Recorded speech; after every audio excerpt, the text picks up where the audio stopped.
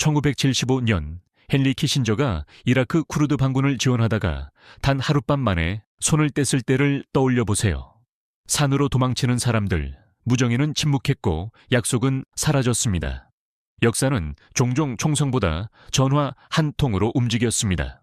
그리고 지금 2026년 2월 28일 미국과 이스라엘이 이란을 정역 공습합니다. 핵개발 저지와 정권 교체, 최고 지도자 제거 시도, 주요 시설 타격. 겉으로 보면 전면전의 서막처럼 보입니다. 하지만 당신은 곧 깨닫게 됩니다. 폭격만으로 전쟁은 끝나지 않습니다. 현대전에서 공습은 망치를 휘두르는 일과 같습니다. 벽은 부술 수 있지만 집을 점령할 수는 없습니다. 땅을 통제하려면 지상이 필요합니다. 병력이 필요합니다. 그리고 무엇보다 대신 싸워줄 누군가가 필요합니다. 여기서 진짜 이야기가 시작됩니다. 트럼프 대통령은 누구에게 전화를 걸었을까요? 이란 내부 반정부 세력이 아니라 이라크 북부의 쿠르드 지도자들, 마수드 바르자니, 바펠 탈라바니. 이 선택은 우연이 아닙니다. 쿠르드는 이란, 이라크, 터키, 시리아에 걸쳐 3천만에서 4,500만 명이 흩어져 사는 중동 최대의 무국가 민족입니다. 숫자로만 보면 유럽 중견 국가 하나와 맞먹습니다. 그런데 국가는 없습니다. 왜 이런 집단이 중요한가요? 이란을 내부에서 흔들 수 있는 거의 유일한 카드이기 때문입니다. 국경을 넘나들 수 있고 이미 무장 조직을 갖추고 있으며 오랜 전투 경험이 있습니다. 공습은 시작이었고 전화는 설계도였습니다. 당신이 여기서 주목해야 할 건 군사 이벤트가 아니라 권력 구조입니다. 미국은 직접 지상군을 투입하지 않으면서도 영향력을 극대화하는 방식을 반복해왔습니다. 비용은 줄이고 리스크는 외주화하는 구조. 이건 전쟁이 아니라 레버리지 게임입니다. 하지만 이런 질문이 떠오를 겁니다. 그래도 쿠르드 입장에서는 기회 아닌가? 겉으로는 그렇습니다. 100년 넘게 독립을 꿈꿔온 민족에게 강대국의 지지는 유혹적입니다. 특히 최고 권력자가 전적으로 찬성한다고 말했을 때는 더 그렇죠. 그러나 당신이 역사를 안다면 한 가지 패턴이 보이기 시작합니다. 지원은 빠르지만 책임은 느립니다. 약속은 크지만 보호는 제한적입니다. 이 첫 장면에서 이미 모든 긴장이 형성됩니다. 공습은 이란을 향했지만 전화는 쿠르드를 향했습니다. 그리고 그 사이 어딘가에 또 하나의 선택이 놓여 있습니다. 당신이라면 그 전화를 받겠습니까? 쿠르드를 이해하지 못하면 이 전쟁의 구조도 이해할 수 없습니다. 중동 지도를 펼쳐보세요. 터키 동남부, 이란 북서부, 이라크 북부, 시리아 북동부. 이 네 개의 국경이 맞닿는 산악지대에 3천만 명에서 4,500만 명의 쿠르드인이 흩어져 살고 있습니다. 인구로 보면 아랍, 페르시아, 터키 다음입니다. 그런데 단 하나가 없습니다. 자기 나라입니다. 이 상황을 이렇게 바꿔 생각해 보세요. 한 민족이 네 나라에 나뉘어 살고 있는데 독립이라는 단어를 꺼내는 순간 모두에게 위협이 되는 존재가 되는 구조. 그게 쿠르드의 현실입니다. 그래서 이런 속담이 생겼습니다. 우리에게 친구는 산뿐이다. 이 말은 감정이 아니라 지정학입니다. 1920년 세브르 조약에서 연합국은 쿠르드 독립을 약속했습니다. 하지만 1923년 로잔 조약에서 그 약속은 사라졌습니다. 국제정치는 문서 한 장으로 민족의 미래를 바꿉니다. 첫 번째 배신이 이렇게 기록됩니다. 그렇다면 쿠르드는 약한 집단일까요? 전혀 아닙니다. 2003년 이라크 전쟁에서 미국과 함께 싸웠고 2014년 IS 격투에서도 핵심 역할을 했습니다. 일부는 한국전쟁 당시 터키군 소속으로 참전하기도 했습니다. 전투력과 조직력은 이미 증명되었습니다. 그런데 이상한 패턴이 반복됩니다. 싸울 때는 동맹, 끝나면 부담. 쿠르드는 항상 필요한 순간에 호출됩니다. 하지만 전쟁이 정리되는 순간 독립이라는 단어는 다시 금기어가 됩니다. 왜일까요? 쿠르드가 독립하면 터키, 이란, 이라크, 시리아의 국경 질서가 흔들립니다. 특히 나토 회원국인 터키 입장에서는 존재론적 위협입니다. 미국이 아무리 전략적으로 쿠르드를 활용하더라도 동맹 구조 전체를 뒤흔들 선택은 쉽게 하지 못합니다. 여기서 당신은 한 가지를 봐야 합니다. 쿠르드는 군사 집단이 아니라 지정학적 스위치입니다. 누군가 이 스위치를 누르면 4개 국가의 내부 안정성이 동시에 흔들립니다. 이게 왜 중요할까요? 전쟁은 탱크로 움직이지만 권력은 균형으로 유지됩니다. 쿠르드는 그 균형을 깨뜨릴 수 있는 몇 안 되는 변수입니다. 그래서 트럼프의 전화 한 통이 단순한 외교 이벤트가 아닌 겁니다. 그것은 100년 동안 눌려있던 변수를 다시 활성화하는 신호일 수 있습니다. 문제는 이것입니다. 스위치를 누른 사람은 책임까지 질 준비가 되어 있었을까요? 쿠르드에게는 오랜 비공식 동맹이 하나 있습니다. 이스라엘입니다. 중동에서 이 관계는 단순한 외교가 아닙니다. 내 적의 적은 나의 친구. 1960년대부터 이스라엘은 이라크 쿠르드를 지원해 왔습니다. 현재 이스라엘에는 약 20만 명의 쿠르드계 유대인이 살고 있고 이라크 쿠르드 자치정부 KRG와는 석유 정보 군사 협력이 이어져 왔습니다. 이건 감정이 아니라 구조입니다. 이스라엘 입장에서 이란은 최대 안보 위협입니다. 그렇다면 이란 내부를 흔들 수 있는 세력을 활용하는 건 전략적으로 자연스럽습니다. 쿠르드는 국경을 넘는 네트워크와 무장 경험을 모두 갖추고 있습니다. 2004년 한 미국 잡지는 이스라엘 정보 요원들이 이란, 시리아, 이라크의 쿠르드 지역에서 훈련과 작전을 지원했다고 보도했습니다. 공개적으로 확인되진 않았지만 부인도 완전하진 않았습니다. 그리고 이번 전쟁 직전 네타냐후 총리는 수개월 동안 워싱턴의 쿠르드 카드의 필요성을 설득해왔다는 보도가 나옵니다.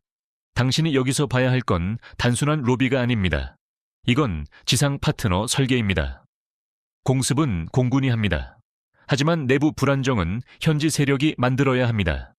이란 내부 쿠르드 무장단체들 KDPI, PAK, PJAK 등은 이미 수천 명 규모의 병력을 보유하고 있었습니다. 일부는 1000명 이상, KDPI는 약 1200명 수준으로 추정됩니다. 전쟁 일주일 전인 2월 22일, 이란 쿠르드 반체제 6개 단체가 연합체시 PFIK를 결성합니다. 우연일까요? 전쟁은 즉흥이 아니라 준비입니다. 이 단체들은 이란 이라크 국경의 칸디 산맥 일대에 배치되어 있었습니다. 의 산악 지형은 게릴라전에 유리합니다. 마치 고속도로 대신 미로를 선택하는 것과 같습니다. 외부 군대는 길을 모르지만 현지 세력은 모든 통로를 압니다. CNN 보도에 따르면 트럼프는 이라크 쿠르드 지도자들뿐 아니라 이란 쿠르드 정당 대표에게도 직접 연락했습니다. 메시지는 분명했습니다. 우리가 하늘에서 돕겠다. 여기서 질문이 생깁니다. 이건 지원일까요? 유도일까요? 이스라엘과 미국의 이해는 분명했습니다. 이란을 내부에서 분산시키는 것. 하지만 쿠르드에게 그 선택은 단순한 전술 참여가 아니라 역사적 도박이었습니다. 그들은 다시 한번 무대 위로 호출되었습니다. 문제는 늘 같습니다. 막이 내린 뒤에도 조명이 남아있을까요? 전쟁이 시작되기 전 이미 조용한 움직임이 있었습니다. 2월 22일, 이란 쿠르드 반체제 6개 단체가 이란 쿠르디스탄 정치 세력 연합시 PFIK를 결성합니다. KD, PI 약 1200명, PAK 약 1000명, PJAK 산하, 무장 조직까지 포함하면 수천 명 규모입니다. 이건 즉흥적 결집이 아닙니다. 전쟁이 올 것을 알고 있었다는 신호입니다. 이들은 이란 이라크 국경에 칸디 산맥을 따라 배치되었습니다. 험준한 산악 지형은 방어에 유리합니다. 평지에서 정규군이 움직이는 건 체스라면 산악 게릴라는 바둑에 가깝습니다. 규칙은 같지만 판을 읽는 방식이 다릅니다. 개전 수일 만에 일부 병력이 이란 영토로 진입했다는 보도도 나옵니다. 그리고 공격은 점점 격화됩니다. 국경기지, 정보기관 사무소, 경찰서가 타격을 입고 마리반 지역 교도소 수감자가 해방됐다는 주장까지 등장합니다. 이건 단순한 국지 충돌이 아닙니다. 내부 균열이 시작된 겁니다. 코말라당 지도자는 이란군 내 쿠르드 병사들에게 역사의 올바른 편에 서라고 공개 호소합니다. 메시지는 분명합니다. 외부 전쟁을 내부 분열로 확장하려는 시도. 당신이 봐야 할 건 총격이 아니라 설계입니다. 현대전은 정면 충돌보다 내부 붕괴가 더 치명적입니다. 거대한 건물을 무너뜨리는 가장 쉬운 방법은 외벽을 치는 게 아니라 기둥을 약화시키는 것입니다. 쿠르드 봉기는 그 기둥을 흔드는 역할을 합니다. 하지만 여기엔 전제가 있습니다. 외부 공중 지원이 계속된다는 가정, 정치적 보호가 유지된다는 기대. PAK 대변인은 병력은 대기 중이며 국경을 넘을 준비가 돼 있다고 밝혔습니다. 아직 최종 승인만 남은 상태. 이건 군사적 준비가 아니라 심리적 준비까지 끝났다는 의미입니다. 문제는 이것입니다. 누가 최종 스위치를 쥐고 있었는가? 쿠르드는 움직일 준비를 마쳤습니다. 연합은 결성됐고 병력은 배치됐으며 명분도 형성됐습니다. 이제 남은 건 단 하나. 강대국의 일관성. 그게 유지되지 않는 순간 설계도는 함정이 됩니다. 3월 5일 트럼프 대통령은 공개적으로 말합니다. 쿠르드의 이란 공격. 전적으로 찬성한다. 메시지는 명확했습니다. 지상에서 누군가 움직여준다면 미국은 공중에서 지원하겠다는 신호. 쿠르드 입장에선 100년 만의 기회처럼 보였을 겁니다. 그런데 이틀 뒤 3월 7일 쿠웨이트에서 전사한 미군 6명의 유해 귀환식에 참석한 직후 에어포스 1에서 기자들에게 이렇게 말합니다. 쿠르드가 개입하는 것을 원하지 않는다. 나는 가지 말라고 했다. 48시간, 입장이 180도 바뀝니다. 왜일까요? 여기서 당신은 감정이 아니라 구조를 봐야 합니다. 쿠르드가 이란에서 성공하면 독립 요구가 현실 정치로 올라옵니다. 그 순간 터키, 이라크, 시리아의 쿠르드 지역도 연쇄 반응을 일으킬 가능성이 큽니다. 특히 터키는 나토 회원국입니다. 터키 외무장관은 3월 4일 바르자니에게 직접 전화를 걸어 무장 강화에 대해 경고했습니다. 메시지는 단순했습니다. 선을 넘지 말라.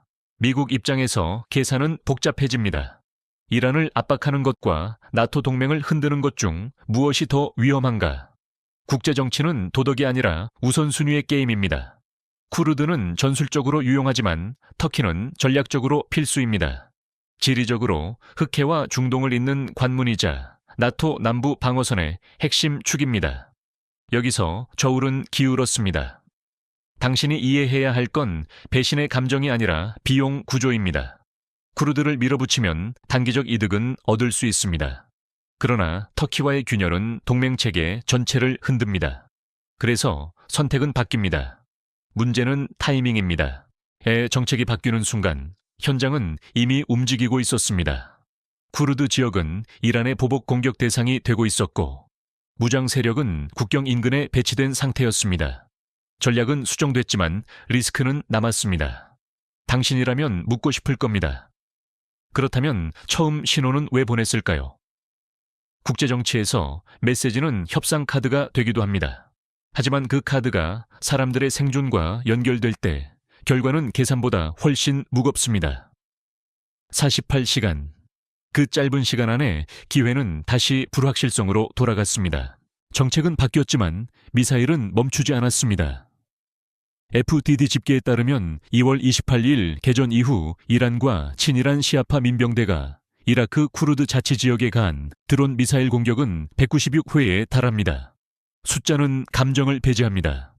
그러나 196이라는 수치는 하나의 메시지입니다. 이건 경고가 아니라 응징이었습니다. 에르빌 국제공항 인근, 미국 영사관 주변, 에너지 시설까지 타격을 받았습니다. 3월 7일 하루에만 40분 동안 6차례 연속 공격이 이어졌고 공항 보안 요원 1명이 사망했습니다. 슬라이마니아 시내에도 드론이 떨어졌습니다. 전쟁은 국경을 넘지 않았지만 불안정은 이미 넘어왔습니다. 이란 최고국방위원회 관계자는 쿠르드 단체들이 계속 음모를 꾸미면 대규모 타격을 가하겠다고 경고했습니다. 메시지는 단순합니다. 내부 봉기의 조짐 자체를 용납하지 않겠다는 것. 여기서 중요한 건 군사적 피해만이 아닙니다. 슬라이마니아 인근 코르모 가스전이 안전 문제로 가동을 중단했습니다. UAE 다나가스가 운영하는 이 시설이 멈추자 쿠르드 자치지역 상당 부분이 정전에 들어갔습니다.